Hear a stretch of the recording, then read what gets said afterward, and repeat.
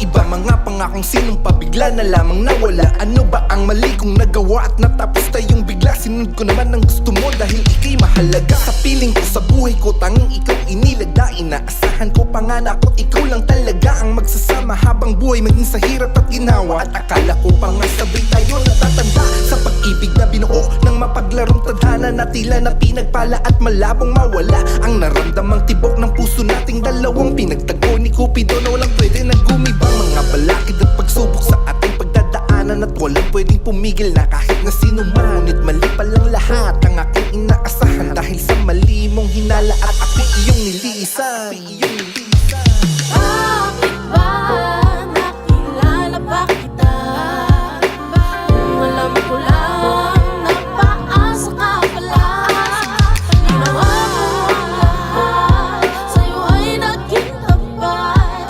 Ngunit sa isang iglap iniwan mo ako.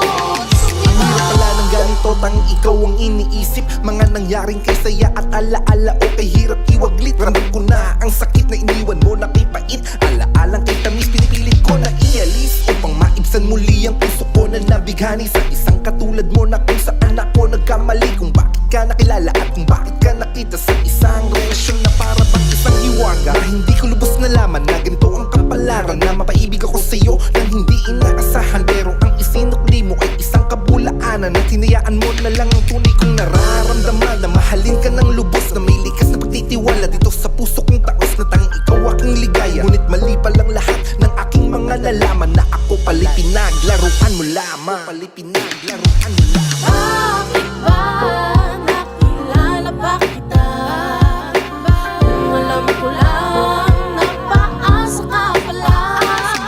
Ginawa mo ang lahat, sa'yo ay naging tapat. Ngunit sa isang iglap iniwan mo ako. Sumiba.